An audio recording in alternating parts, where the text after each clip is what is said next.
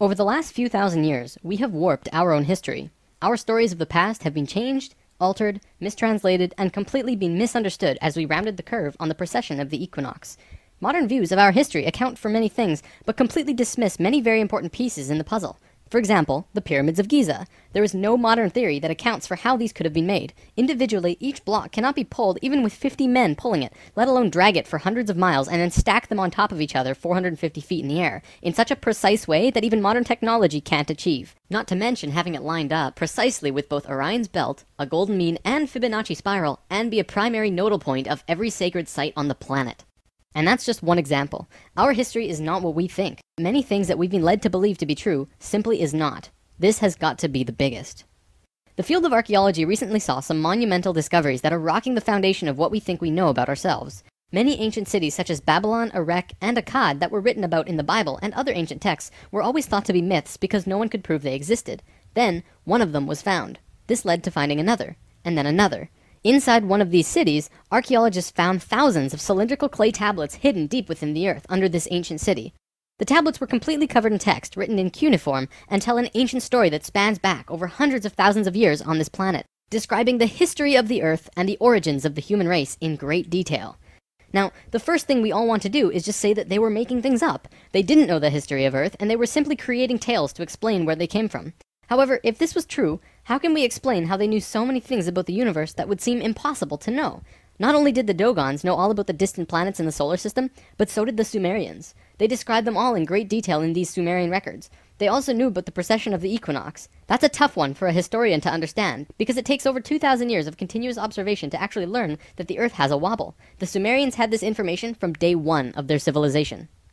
A man named Zacharias Sitchin spent a long time transcribing these texts and had put them all together in his books, but many others have also done the same, and the interpretations are always very similar. Not only that, but Thoth has also shared information about this with us, and his account matches the Sumerian records. Adamus and other channelings discuss it as well. If you see all of these records and sources, there is a huge connection between the stories. Now, this story spans back hundreds of thousands of years into our past. It talks about Tiamat and Nibiru, the Nephilim, seeding the human race, Adam and Eve, and the children of Lemuria. This portion of the story is really interesting, but not the most crucial to know. We're not going to be covering this at this time. We are, however, going to be picking up the story at the end of Lemuria, and discussing the events of Atlantis up to present day. What I'm going to tell you is a mix of what these records say, along with what Thoth has told us for some finer details.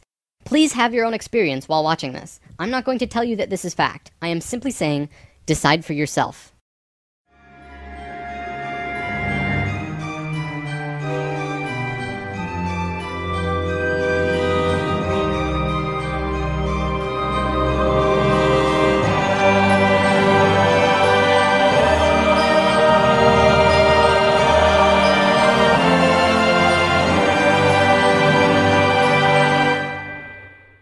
There was a time, long ago, when humans existed at a very high level of consciousness. We were interdimensional and were very psychic. We communicated through thought and emotion, much like how animals do rather than speaking or writing, which would seem very primitive. We lived primarily on a large string of islands called Lemuria, but there was a consciousness shift. We moved up in consciousness, and the islands of Lemuria sank beneath the oceans. At the time of this shift, a new continent rose out of the waters. We called it Atlantis. Back in the early 1900s, the spiritual path of the United States was similar to what's happening today. People began to learn about meditation and study ancient lands like Atlantis and Lemuria. We actually found quite a bit of evidence that Lemuria existed, and it had to do with coral. See, the ocean floor does rise and fall. Coral can exist up to 150 feet under the surface of the water. In 1910, the surface of the ocean was probably higher because they were able to see coral rings heading away from Easter Islands for a great distance. These rings were estimated to be found at 1,800 feet, which means that for them to have existed, they would have had to be much higher and sunk slowly. Probably more important, they also found the exact same fauna and flora from the Hawaiian Islands all the way to the Easter Islands. This is a great distance, but if you look at a map, you'll see a long string. That string, according to Thoth, used to run along the western shores of Lemuria. It is only on these islands that have the same flora and fauna. Same trees, bugs, bacteria, everything. Science can only explain this if there were closer land bridges between these islands at one point. Although we were studying this at that time, World War I began soon after, and we lost interest in spirituality and the ancient lands for a very long time.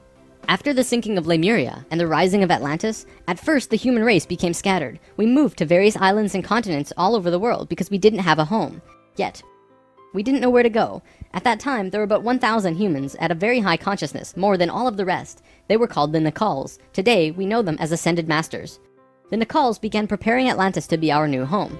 They projected their energies across the surface of the continent in the form of the Tree of Life, not with 10 circles, but with 12, an extra on top on the island of Udal, and an extra on the bottom in the water. There were 10 components on the mainland, and even though it extended over hundreds of miles on the surface, it was projected to the accuracy of a single atom. We chose to move to Atlantis because of the Kundalini. In humans, the Kundalini is often referred to as the energy serpent that runs up and down your spine. When activated, it provides an immense amount of energy through all of the chakras. The Earth itself also has a Kundalini because the Earth is alive, like an organism, running from the center of the planet to a specific place on the surface. Wherever the Kundalini resides, the people there become the spiritual leaders of the world. The Earth chose Atlantis to be the new energetic center of the planet.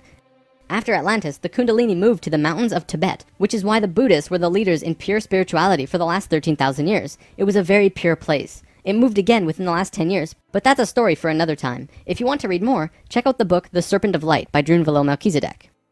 Suddenly, in a single day, the Nicals breathed life into the Tree of Life on the surface of Atlantis. This created vortexes of energy rotating out of each and every circle. Once the vortexes were established, the children of Lemuria began to be called forth. Millions upon millions of Lemurians who had settled all across the planet began to be pulled toward Atlantis. A great migration began. However, the Lemurian body of consciousness had only reached the age of 12 as a planetary consciousness. Because we were right-brained, we were a female species, like a 12-year-old girl. And some of our centers weren't working yet. They had worked with these energies, but only mastered 8 of the 10. Each migrating Lemurian was attracted to one of these 8 centers on Atlantis, depending on the nature of the individual. There, they settled and began to build cities. That left 2 vortexes with nobody using them, not a single person. These 2 vortexes were pulling life toward them, and in life, you can't have an empty place. Life will find a way to fill it. Similar to if you were driving along a freeway, following another car, and you drop too far behind, someone will fill the place. That's exactly what happened on Atlantis. Though the Lemurians had only filled 8 of the vortex areas, Mayan records state clearly that there were 10 cities in Atlantis when it fell. You can see these records in the Troano document, which is now located in the British Museum. This document is estimated to be 3,500 years old, and it describes in detail the sinking of Atlantis. To fill these 2 empty vortexes, according to Thoth, 2 extraterrestrial races stepped in. Not 1, but 2 completely different races. The first race were the Hebrews, coming from our future. Thoth says that they came from off-planet, but we don't know where exactly. The Hebrews were kind of like a kid who went through 5th grade and didn't make it, so they had to do that grade over again. They learned all the math, the left brain stuff, but they didn't get the right brain aspect of evolving consciousness, the doing. They didn't graduate to the next level of evolution, so they had to do it again. They knew a lot of things that we didn't know yet and brought many concepts and ideas to us that we weren't aware of yet. Now, if this is true, this would explain quite a few things about the Hebrew people in general. They seem to have many sacred geometries hidden within their culture. It also puts perspective on the story of Exodus. Perhaps Moses incarnated into that lifetime to free the Hebrews because they were not direct descendants of humans and were being treated unfairly. Or could it be that Moses was visited by an ascended master of the Hebrews who guided him to free their people? Given what we know about dimensions and consciousness, it definitely puts a fresh perspective on old stories that didn't make much sense. We could talk about this more, but let's continue for now. There were no problems caused by the Hebrews coming to Atlantis. They actually benefited our evolution. The other race that stepped in caused big problems. These beings came from the nearby planet of Mars. See, according to Thoth, Mars looked very much like Earth a little less than 1 million years ago. It was beautiful. It had oceans and water and trees that were just fantastic. But something happened to them, and it has to do with something called the Lucifer experiment. From the very beginning of creation, everything is simply an experiment. Creation itself was just consciousness creating and inhabiting itself in that creation. There is no divine plan. Spirit can do whatever it wants. Having said that, if Spirit decides to cut itself off from the rest of consciousness and create a separate reality on its own, it can do that too. This is called the Lucifer experiment.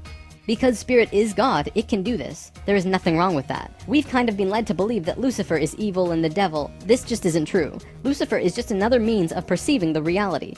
It is not a unity perception of oneness, but rather a duality perception of two-ness. There's a flower of life pattern for Lucifer as well, but that's a big topic for another time. Anytime the Lucifer experiment has been attempted in the universe, it always ends in failure. The species will cut itself off from love and will become incredibly male, left-brained. What always ends up happening is that everyone becomes very greedy. There is no compassion for one another, and everyone ends up fighting until they end up killing themselves.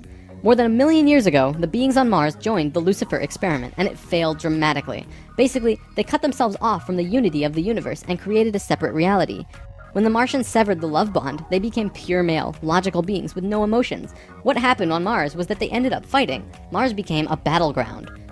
Eventually, it became clear that Mars was not going to survive. They blew their atmosphere away and destroyed the surface of the planet. Nova recently did an episode on planetary magnetics, and they found some interesting things about Mars. The planet didn't have a magnetic system, however the surface was magnetized, implying that at one point it did, but that something happened. Now, we've been discussing the star tetrahedron before, and now I want to give you a brief understanding of the Merkaba. The Merkaba was known in ancient times as the Chariot of Ascension. It is the star tetrahedral energy field around the body. All around the world there are references to this in ancient texts. When activated to its full potential, the Merkaba, which is both a tool and part of your being, can be used to do the impossible, included but not limited to changing dimensions and traveling through the universe. Before Mars was destroyed, they built huge tetrahedral pyramids.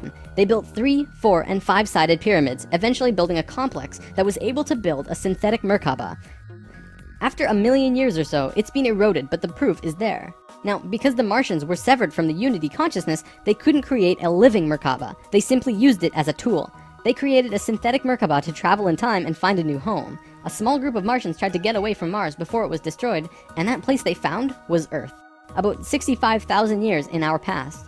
They saw this little vortex sitting there, just pulling in life, with no one in it. They didn't ask permission.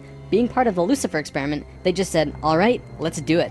And they stepped onto that vortex, and in doing so, they joined and changed our evolutionary path. Thoth's father, Thome, was one of the Nakals who set up Atlantis on the island of Udal. That island, the top of the Tree of Life, was the brain of Atlantis, and on it was a small city called Poseidon. This city is what Plato was discussing when he said that Poseidon bore 10 children, the 10 circles on the Tree of Life. Poseidon was made of 3 rings painted in black, red, and white stones, and it was the symbol for Atlantis. The inner circle represented the Nakals, the middle circle were the priesthood, called the Maya, and the outer circle represented the regular people of Atlantis. We'll come back to this down the road. There were only a few thousand Martians who came to Earth through the synthetic Merkaba. The first thing they did when they arrived in Atlantis was try to take over the continent. They tried to declare war and invade. However, they were vulnerable due to their small numbers, compared to the millions of Atlanteans, and we finally subdued them. We were able to stop them from conquering us, but we could not send them back.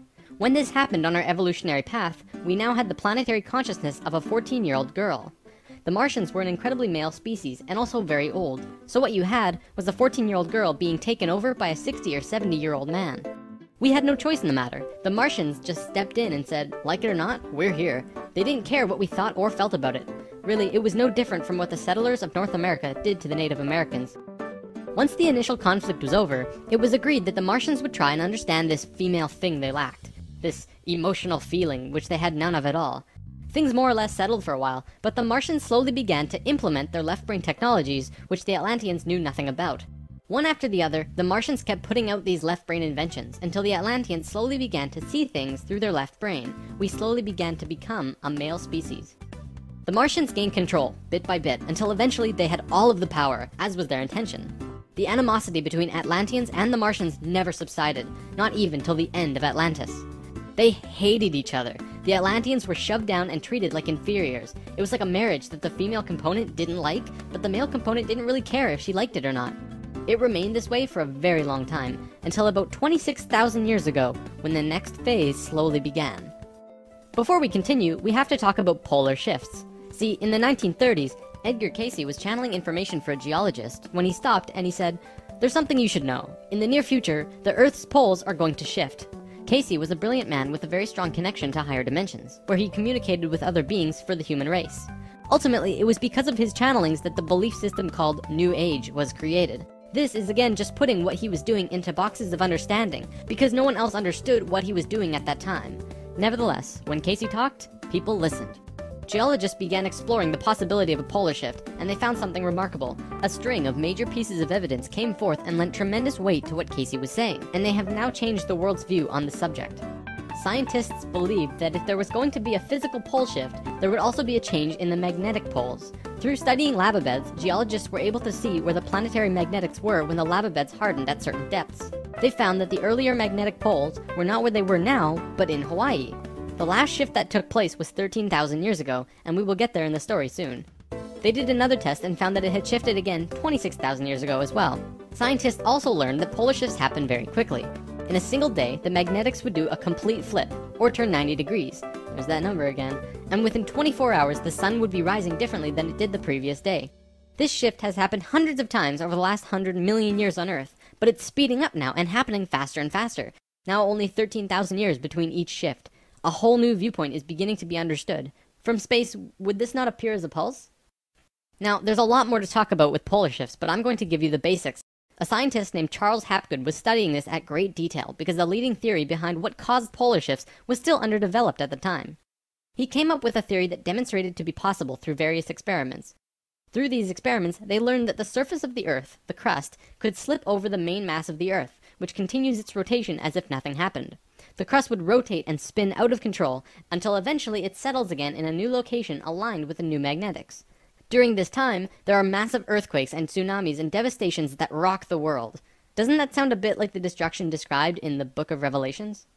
Now, I don't want to freak anyone out. Besides Edgar Cayce's account, many other ancient prophecies, including Nostradamus and Mayan prophecies, have talked about polar shifts in one way or another. And modern science is becoming increasingly aware that there is going to be a polar shift in our near future, which is lining up with our consciousness shift, though they don't take that aspect into account. It's funny actually, a while back, NOVA did 2 reports on polar shifts, and both times NASA shut them down. Then recently, NOVA released a new video called Earth's Magnetic Storm. That video shows all of the evidence for pole shifts without actually using the words pole shift. It's almost as if a specific company doesn't want us knowing about this and the evidence that's been brought forth. Polar shifts are directly related to the magnetics of the planet as well. Planetary magnetics are supposed to look like this, but the reality is much different. Our magnetics have been weakening over the last 500 years or so, and today, they look a little more like this. It was the magnetics becoming more and more warped that's causing many of the problems we've seen in the last 20 years. Birds follow the magnetics of the planet to migrate, and they've been ending up in places they shouldn't be. Whales were continually beaching themselves in the 90s because they followed these magnetics, which led them to land where there should have been water. As for humans, you know how on the night of the full moon there are more rapes, murders, and violent crimes than any other night of the lunar cycle? Well, the moon affects the magnetics of the Earth, slightly. But the magnetics are so warped right now, it's affecting how we think and act as a planet. Our collapse of social structure is related to the geomagnetics of the Earth. Or perhaps it's the other way around. There's one other thing that we need to discuss about polar shifts. They always line up with a consciousness shift. They are interrelated. Thoth lived on Atlantis for a very long time, and he told us that he saw the Earth shift 5 times, watching the sun rise in the east, and then the west, then the east, then the west. This is how to explain why during a consciousness shift at the end of Lemuria, it sank beneath the oceans and Atlantis rose. If the crust was spinning randomly around the planet, many geological events such as continents rising and falling would take place.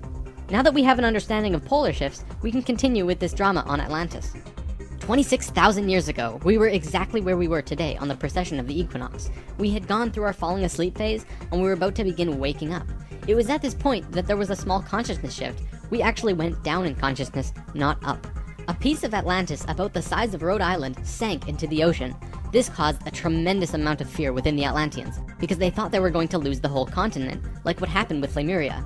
Because of the consciousness shift, one of the bigger things they lost was their connection to the future. They couldn't foresee big events such as the potential sinking of their home. After about 200 years, this fear began to subside. Now, in both the Bible and the Sumerian records, the accounts of Adam, Eve, and all of their children were recorded to have exceptionally long lifespans, like 900 years or so. So 200 years for us back then is like 20 years for us today. We'll explain how we got there soon. Things kinda settled for a while, and then between 13,000 and 16,000 years ago, a comet approached the Earth. Because we were living at a high consciousness across all dimensions, the Atlanteans became aware of it before it hit. A great conflict occurred in Atlantis. The Martians, who were in the minority even though they were in control, wanted to blow it out of the sky with their laser technology. However, the Nacals had learned of the comet's true nature, and the Atlanteans protested. They said that the comet was in divine order. They had to allow it to take place naturally. Let it hit the Earth. That's what's supposed to happen. The Martians fought the Atlanteans, but in the end they gave in. The Martians agreed to let it hit the Earth. When the time arrived, it came screaming into the atmosphere, plunging into the Atlantic Ocean just off to the western shores of Atlantis, near where Charleston, South Carolina is now, only that was at the bottom of the ocean at the time. The remnants of the comet are now scattered across 4 states, and science has definitely determined that it hit at least 12,000 years ago, if not more. They're still finding pieces today. Although the main portion struck near Charleston, a few fragments actually hit the main body of Atlantis, crashing into an area right where the Martians were living, killing a huge portion of their population. They were pissed. They said, "It's all over, we're divorcing you, and we're gonna do whatever we want. You can do what you want, but we will never listen to you again." We know this whole bit. We've seen it in divorced families throughout the world. And the children? Well, look at our modern world today. We are the children. You can guess what the Martians did next. Their primary interface with the reality was control, and when their anger rose to meet their desire for control, they decided to take over the Earth. They began to once again create a complex like the one they built on Mars long ago to try and create another synthetic Merkaba. If they had succeeded, they would have gained control over everything on the planet. The only thing was, around 50,000 Earth years had passed since they had built a Merkaba, and they didn't quite remember how to do it. But they thought they did. The Martians built the buildings in Atlantis. They set up the whole experiment, threw the switch, and lost control. The destruction was immense. In this reality, you can hardly make a greater error than to create an out-of-control Merkaba. The experiment began to rip open the dimensional levels, not the higher ones, but the lower ones. To give an analogy, if you took a knife and slit open your stomach, the stomach acids would seep into other parts of the body that it's not supposed to be in. That's like ripping open the dimensions. The Martians almost destroyed the Earth. The environmental disaster we are experiencing today is nothing in comparison, though today's disasters are a direct result of these events. Because of this tear in the dimensional levels, a huge number of lower dimensional spirits and beings were thrown out of their comfort zone and into these higher levels. They were forced into a world that they did not know or understand. To survive, they needed bodies and began automatically entering into the bodies of people. For every human body, there were hundreds of lower dimensional spirits inhabiting them. These beings were Earthlings like us, but very different, not coming from this dimension. It was a catastrophe, probably the biggest the Earth has ever seen. The reason the Nacals were special wasn't just because of their incredibly high consciousness, making them like guides of Atlantis. They also had achieved what today we call immortality. Let's just say they figured out a way to keep their body healthy and young for as long as they chose, and could choose to pass on whenever they desired it. When reincarnating, they do not suffer the great memory loss that we do when we incarnate. They did it through their expanded consciousness and tantric interdimensional sex meditations. This is how Thoth was a priest king of Atlantis for thousands of years and stayed on Earth until 15 years ago when he gave all of his memories and understanding about sacred geometry to a man named Drunvalo Melchizedek. The Merkaba is formed out of 3 star tetrahedrons overlaid on top of each other. 2 of them are counter-rotating and the third is stationary. When the Merkaba is formed with the unity consciousness, it is formed internally with love. When it is formed externally through the Lucifer experiment, it does not have that love and can become unstable very quickly. The Martians' attempt at controlling the world took place on one of the small islands in the west of Atlantis. This place today is known as the Bermuda Triangle. It's a triangle because the top of the stationary tetrahedron of the Merkaba is actually sticking out of the water there, which causes a huge electromagnetic imbalance in that area. Many planes and boats have reported to have gone missing there. They just vanished without a trace. The imbalance is multidimensional, and in many cases these ships and planes have been sucked into different dimensions, never to be seen again. That Merkaba is still there on the seafloor today, but from what I know, it's going to be corrected soon. The Nacals did their best to save Atlantis. They sent most of the lower dimensional beings back, at least as many as they could, and sealed up the dimensional tear. Despite this, the situation got really bad, really fast. All of the economic systems collapsed. Financial, social, and all concepts of how life ought to be completely broke down. Everyone on Atlantis began getting sick with weird diseases, and the entire continent went into a state of survival. Life was no longer about living. It became about surviving until tomorrow. It was a literal hell on Earth. The Nacals had no idea what to do. They were children compared to the events that had been thrust upon them. So they prayed. They prayed to the highest levels of conscious life in the universe, asking for help from anyone who could hear them. The problem was reviewed on many high levels of life, who I am drawing as the Justice League because the 11th and 12th dimensions are completely incomprehensible to us in our current state. What they told us was this: we were going to fall. We were going to hit rock bottom, level 1, the lowest place we possibly could be in the universe and still survive. Also, we were changing polarity. We were no longer a female species, so we were starting from square one as a male species. And finally, and this was the shocker, we would only have 13,000 years to return to Christ consciousness. Normally, it takes hundreds of thousands of years for a species to get to Christ consciousness. We had to do it in a fraction of the time. If we didn't, we would not survive. This has never happened before in the universe, ever.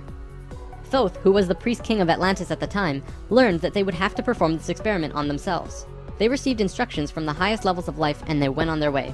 Thoth proceeded with a being named Ra and Aragat, who were previous kings of Atlantis, and began the experiment. To understand what they did, we have to talk about consciousness grids. A planetary grid is an etheric crystalline structure that envelops the planet and holds the consciousness of any one species of life. This grid does have an electromagnetic component associated with the 3rd dimension, but it also has a component for every dimension as well. These grids are geometric, of course, and science will eventually discover that there is a grid for every species in the world. Each of these grids have their own geometry and are unique. There's not another one like it, just as the species itself are unique. These grids give off light as well, and from space they can be seen as the source of the bluish glow around the Earth. What Thoth and friends had to do was create a synthetic Christ consciousness grid, allowing humans to ascend to Christ consciousness in a very short time. But first, let's talk about the science behind the grid. Perhaps you've heard of the 100th monkey experiment. Over a span of 30 years, scientists were researching a species of monkey called Macaca fuscata on an island in Japan. They were providing the monkeys with sweet potatoes by dropping them in the sand. The monkeys liked sweet potatoes, but they didn't like the sand and dirt so much. A few monkey children figured out that they could wash their sweet potatoes, and some of them taught the technique to their parents. Only a few of the adult monkeys did this though. This went on for some time until one day the monkeys who actually knew the technique hit critical mass. And bingo! The technique started spreading faster than it did before. Monkeys started learning it really easily across all of the Japanese islands nearby as well as on the mainland. They knew that there had to be something that wasn't yet understood about how a species is connected to itself. So what did we do? We tried it on humans. A research team made a picture out of human faces. About 100 faces hidden within a single picture, but at first glance, you could only see about 6 or 7. They did several surveys with a few hundred people in Australia and said, alright, find the faces. Most people could only pick out 6, 7, 8, 9 or so, not many more. After that, the research team went to Britain and aired the picture on a closed cable BBC special that was shown only in England. They showed where all of the faces were, every last one. Half of the research team, which stayed in Australia, did the experiment again with new subjects. And lo and behold, people were just naturally able to see more faces. After this experiment, they knew that something definitely connects us all, and the field of noetics is learning more about it daily. It's mass consciousness. In lesson 11, I showed you the 3 levels of consciousness. Each of these levels have their own consciousness grids around the planet, and our second level grid is based on squares and triangles. Many governments of the world, especially the Russian and US governments, were studying our grids back in the 60s and probably earlier. When mapping out the grid on the planet, you find little military bases on many of the nodal points of the grid. There are tons of these bases way out in the middle of nowhere, like on little islands like Guam. This couldn't be a coincidence that these government powers placed their bases right where the little spirals came out of the grid.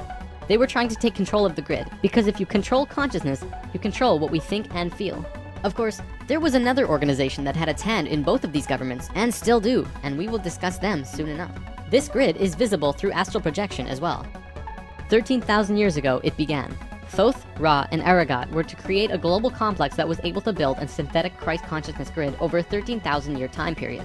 The first thing they did was to fly to a place which is now called the Giza Plateau, but back then it was known as the land of Chem. It was also a rainforest back then as well, not desert like it is today. First, they created a grid around the planet 4th dimensionally, and then began to construct it in the physical 3rd dimension.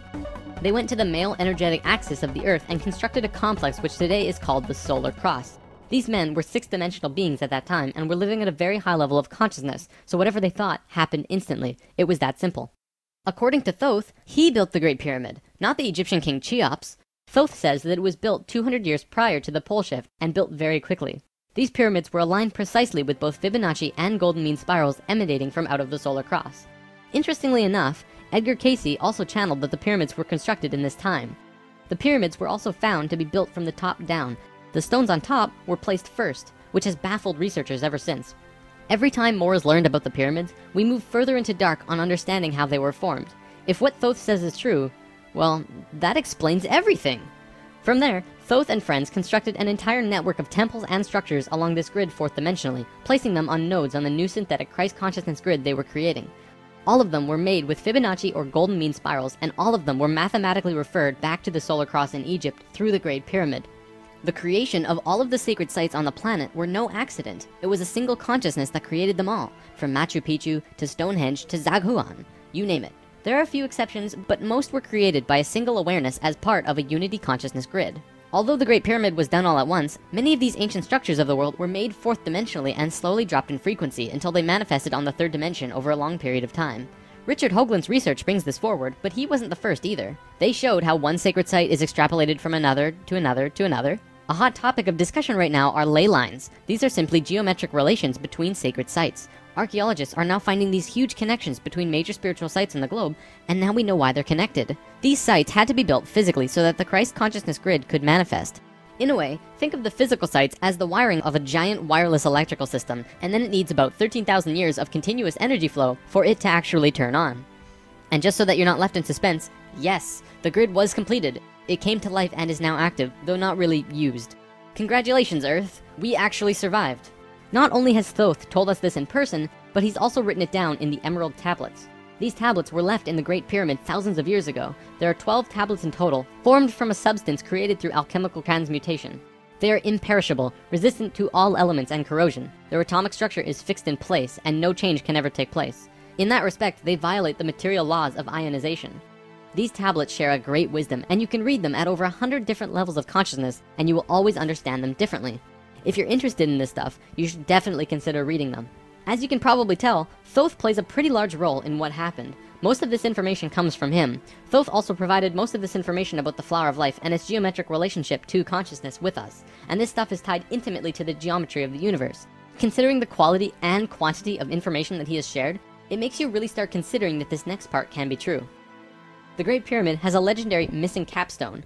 According to the Emerald Tablets, deep under the Great Pyramid there's a room called the Hall of Records. This room was not built by Thoth and long predates the Atlantean civilization. Within the Hall of Records is the capstone of the pyramid, which is 5.5 inches high, solid gold, and completely holographic image of the Great Pyramid. It has all of the little rooms and everything. However, this leaves us with a 24 square foot piece of the Great Pyramid that's missing. If what Thoth says is true, that missing piece actually belongs to a very special airship that exists on Earth. And the way to the airship is through the Sphinx. The Sphinx, according to Thoth, is not 12,000 years old, but dates back over 5.5 million years on Earth. Deep under the Sphinx, about 1 mile down, is a round room with a flat floor and flat ceiling. Inside this room is the oldest synthetic object on Earth. The object is about 2 city blocks in size. It's round like a disc and has a flat bottom and top. It is also only about 3 atoms thick, except for a pattern on the top and bottom which looks like this. This pattern is 5 atoms thick.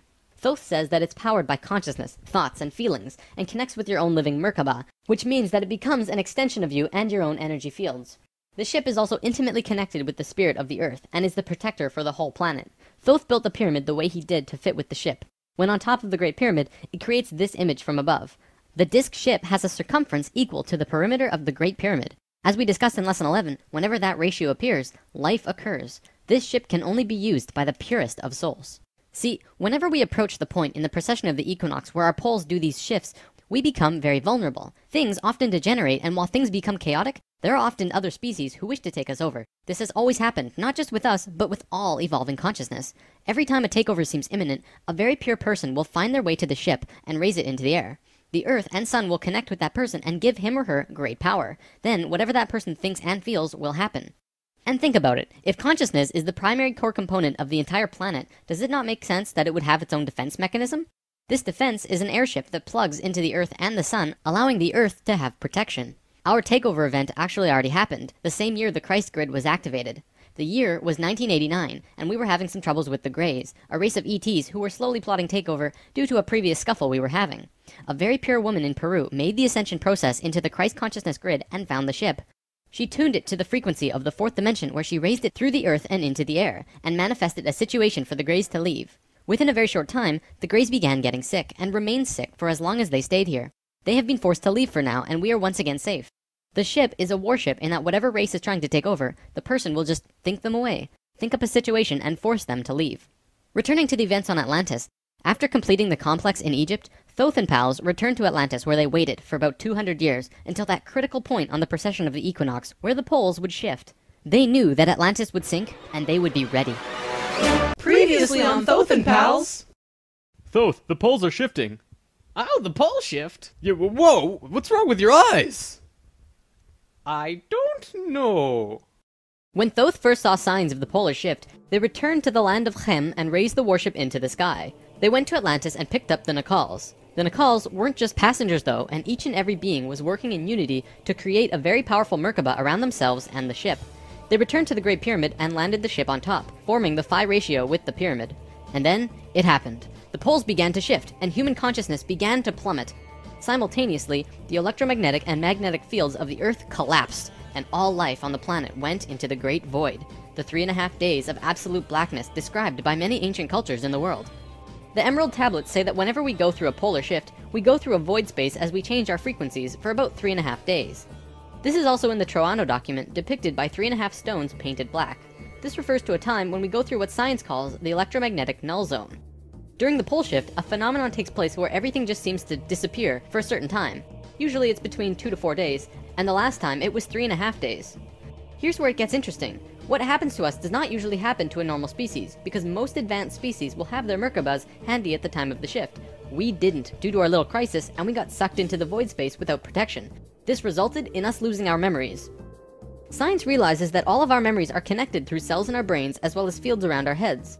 What is not entirely understood by science yet, at least not directly, is the connection our memories have with the planet itself. We've discussed this before. The magnetics of the Earth affect how we think and act. The Merkaba is an electromagnetic field that you create around your body that can serve as protection from void as you're consciously going through it. What happened to us when we didn't have that protection? It was a clean wipe. When we existed on Atlantis, we were living at a very high level of consciousness in a higher dimension. We had extremely advanced and sophisticated bodies and minds, and were capable of practically anything, living in a dimension where molecules were spaced so far apart that consciousness could interact with them without physically moving. It's hard to explain because you can literally shape your environment immediately through your consciousness in these higher frequencies. In that sense, we were creators, knowing and understanding oneness, beings of love. But then we fell. We dropped back down to this place called the third dimension. We also fell in consciousness back to zero. We forgot how to use the pineal gland, and it slowly shrunk to the size it is now, like a raisin, where it's supposed to be eyeball size. When this happened, we forgot how to breathe source energy into our bodies, and our lifespans went kaput. Eventually, we went from 900 years to what it is today. We had not experienced this dense reality that we had before, at least for a very long time. We were kind of like a supercomputer that gets completely wiped, no operating system or anything. We had these advanced physical bodies, but we didn't know how to use them.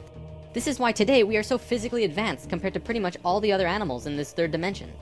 For a time, the survivors of the Atlantean fall, and there were a few, were literally hairy barbarians. We even had to rediscover fire. The reason we're having such a hard time finding evidence of Atlantis is because for the most part, the events of Atlantis took place on a much higher dimension than our physical Earth exists on right now. Everything I've drawn of Atlantis can't be taken as that's what it looked like, because it didn't. This landmass did physically exist, but the Atlanteans were not inhabiting that dimension of its existence. If the warship hadn't been protected by the Merkaba, the Nacals would have lost their memories. They retained their memories when the Earth came out of the void and began their work once more. Thoth and 1/3 of the Nacals went to the Island of the Sun in Bolivia. Aragot and 1/3 went to Tibet, and Ra and the remaining third went to Egypt, where they waited. Now, we're going to begin bridging the gaps between this story and our current history. In between the fall of Atlantis and the dawn of our first civilizations, who were the Egyptians and the Sumerians, there was a 6,500-year gap between them. What was happening to us in that time? We have to look at this precession chart again. This is where we fell in consciousness, point C, and this was our falling asleep phase too. Thoth, Ra, and the Ascended Masters were waiting until point D. They had to wait for humans to just evolve themselves over a 6,500-year time period until they were advanced enough to actually receive this new information that they were going to provide. Sometime in here was when the flood of Noah occurred. Because of the pole shift, the Earth went through an ice age. This is scientific fact. When the ice melted, it would have caused massive flooding. DNA is the physical manifestation of who you are. It is your soul's physical aspect. What we are seeing in DNA is changes in the codons. There's 64 possible codons in DNA, and humans only have about 22 or so. What we're finding is that there are 6 more codons being activated within these children, and they are choosing 2 of the 6. These kids are what we call indigo and crystal children, and probably the super psychics as well. Now, this is a chromosome. Basically, what this is lots and lots of DNA wrapped into this weird H-like shape. This is located in every cell and is part of your body of consciousness. What Thoth tells us is that every level of consciousness seen here not only has its own consciousness grid, but its chromosome change as well. The second level, where we are now, has 44 and 2 chromosomes. To any scientist, this is basic biology. The first level, however, has 42 and 2, and this third level has 46 and 2. The fourth and fifth have 48 and 2 and 50 and 2 respectively.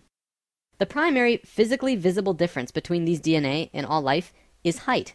The first level has an average height of 4 to 6 feet tall. The second level, us, has an average height of 5 to 7 feet. Third are about 10 to 16 feet, which we are about to translate to. Fourth is 30 to 35 feet, and the last is 50 to 60. You may remember a being named Metatron, the Hebrew archangel who is the perfection of what humanity is to become. He was 55 feet tall, that guy. The last 2 heights are far in the distant future for us, though. This is a place in Egypt today called Abu Simbel. The first thing you notice is that these statues are huge, but with the information about the DNA, this paints a different picture. These beings would be in the 60-foot range if they were to stand. They were at the 5th level of consciousness. These beings on a different wall are 35 feet tall, 4th level of consciousness. Here are some 3rd levels as well. Archaeologists saw this and thought that it meant that the man was just much more important than the woman, when in actuality, the kings of Egypt had 5 different names, one for every level of consciousness. Some of the kings were even able to translate into different dimensions, and that's how they guided the population with the power of the gods. In Egypt, according to today's top archaeologists and researchers, the Egyptians and Sumerians both began their civilizations right around the same time from each other, within a few hundred years or so. Both of these civilizations emerged out of nowhere with perfect writing abilities that were not improved upon since. When they first emerged, they were extremely sophisticated and clear, and slowly degenerated over generations. No archaeologist can explain how this happened or explain how it could have happened. They placed Egypt and Sumer into a special classification called stair-step evolution. What happened was, one day, Egypt got its language, full and complete. Then the knowledge leveled off. And then it got another massive leap a little while later. Then suddenly, they knew everything about water and moat systems just perfect. Then, a little time later, bam, they're masters of hydraulics. How did Egypt and Sumer do this? Well, this is what Thoth said. When we were evolving on our own for 6,500 years, Ra and the Ascended Masters were waiting in an underground city beneath the Great Pyramid. We'll come back to this in a bit. Thoth's son Tat formed a group called the Tat Brotherhood, which is a secret group that still exists today as protectors and keepers of the sacred temples. Today, they're still connected to the Ascended Masters. So about 6,000 years ago, some members of the Tat Brotherhood would wait until they would meet someone who could understand what they were going to teach them. When they found someone, they would just tune their frequencies to the third dimension and walk up and tell them information flat out. They said, hey, if you do this and this happens. The Egyptians would say, wow, look at that. Then they would go underground, wait another little while, and repeat the process. Over a short period of time, the Egyptian and Sumerian evolution shot up in stair steps. As for the Sumerians, they also received a more detailed story by those who were assisting them. They described to the Sumerians in all of the details they remembered. They said, this is the history of the planet, write it down. The Sumerians knew about the precession of the equinox because they were told it by the Nacals from Atlantis. After this stair-step period, we began to fall asleep further. Things got worse once more. It was our falling sleep stage of precession, and although the Nacals had given us a boost, we were consciously dozing off. On that note, it's time for the story about the city under the pyramid. Keep an open mind about this because there is very little proof for what I'm about to say. For over 40 years, Drunvalo Melchizedek has been studying human consciousness through sacred geometry and spiritual teachers and masters all over the world. In 1996, he was contacted by a source in Egypt who said that something incredible had been discovered. A stone stele came out of the ground between the paws of the Sphinx into the daylight. They removed it and dug into the earth beneath the Sphinx.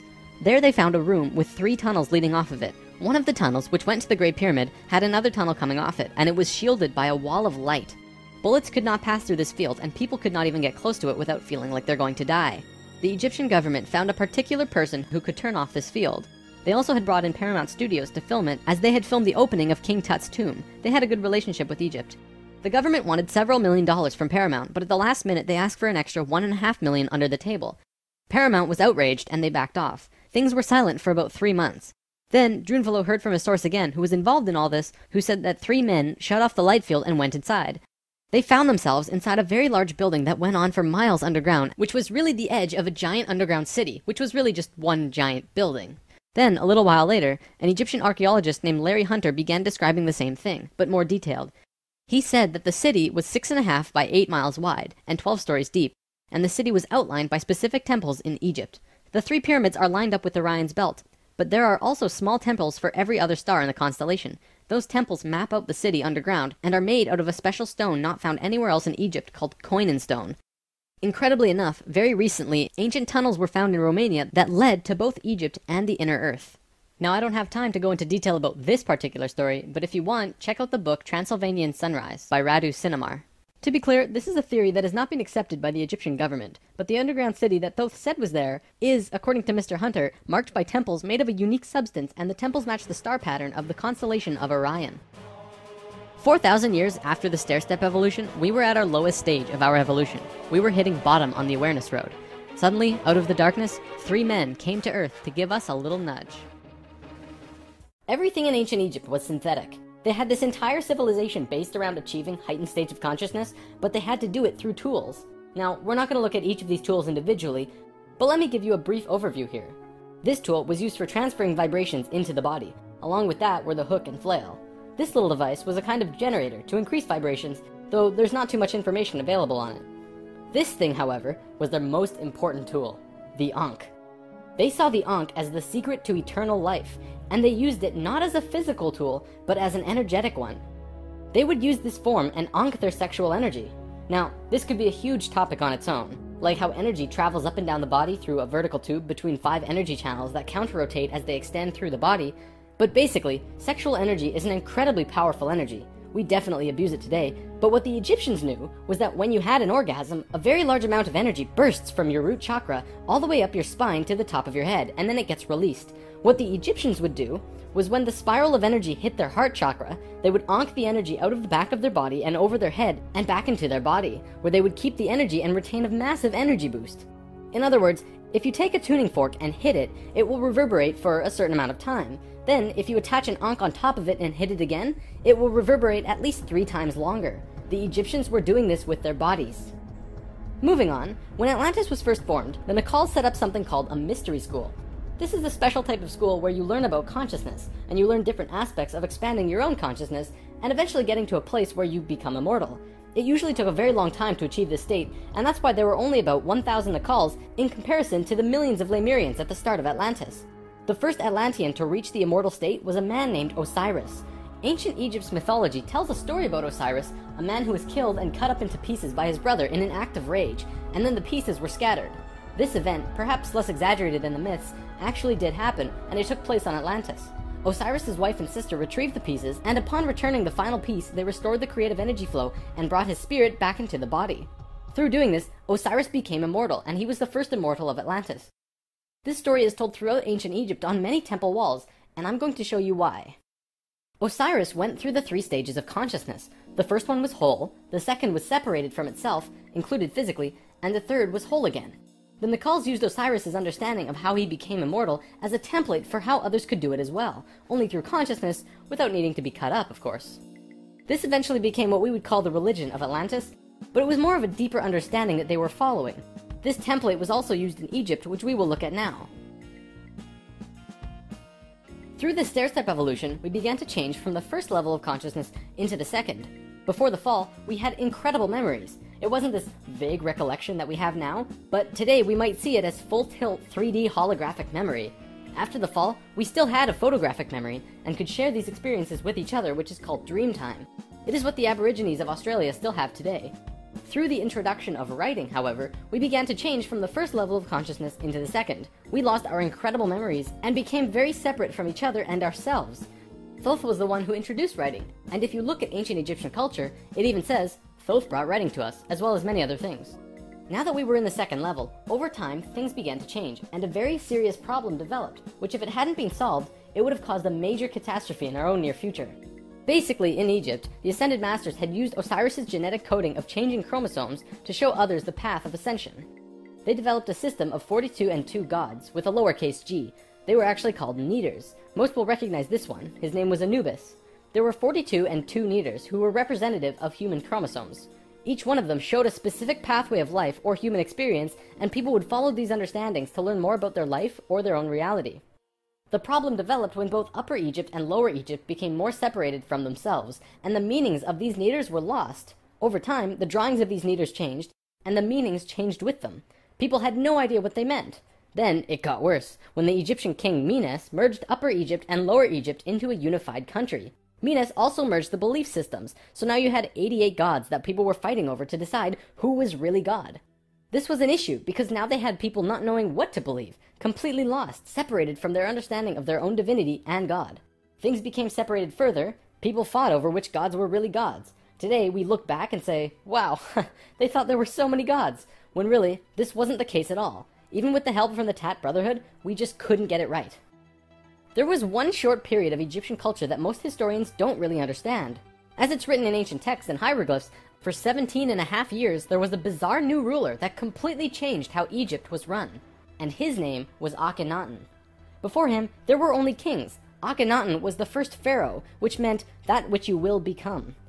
He was also, believe it or not, 15 to 16 feet tall, at least that's how he was always depicted, and had an elongated skull. Both of these aspects are related to Christ consciousness. Akhenaten abolished all previous understandings of God and tried to instill a one-God understanding in everyone. After 17 years, the majority of Egyptians revolted and Akhenaten was killed, soon to be replaced by someone else, returning to the old system. What actually happened? To correct the problem, Thoth got the help from Ai and Tia, who were the first immortals from Lemuria, and got them to mate interdimensionally to conceive a Christ consciousness being. Thoth said that he worked with the previous kings of Egypt to help achieve this, and Egyptologists find that Akhenaten came completely out of nowhere. It took some time, and there was a transitional period involving Amenhotep III, but soon Akhenaten was on the throne. Akhenaten used his time to bring Egypt back to a simple religion where there was one god, one reality. He used imagery of a sun disk to represent this. The priests in Egypt didn't like that because the religious beliefs were centered on the priests. Then he comes along and says, "You don't need priests. God is within you, and you can access God from within your own selves." Well, they didn't like that. He also pulled the military back and said, "Don't attack unless someone else attacks first." The military didn't like him either. Plus, the people generally didn't like him because they enjoyed worshipping their many gods. Eventually, they disposed of him. After all that, what did Akhenaten do that evidently saved humankind? Well, he developed a mystery school, with the intention of showing a small group of humans a way to ascend into the immortal state. Usually, it took hundreds of years to reach the level of immortality, and Akhenaten had 17 years to produce results. This was a very close call, but he did it. He actually showed 300 individuals the path to immortality in this short time. So after the general population disposed of Akhenaten, these 300 immortals would go beyond Egypt. Thoth wrote in the Emerald Tablets that after ancient Egypt ended, he brought a man named Pythagoras into the Great Pyramid and taught him the geometry of the universe. That man then went on to found Greece, which was originally built upon schools for teaching geometry and the Platonic solids and all of that stuff. Thoth lived a lifetime here as well, where he was known as Hermes Trismegistus. Akhenaten's immortals became a group called the Essene Brotherhood. They first migrated to a place called Masada in Israel. Even today, Masada is known as the capital of the Essene Brotherhood. Now get this.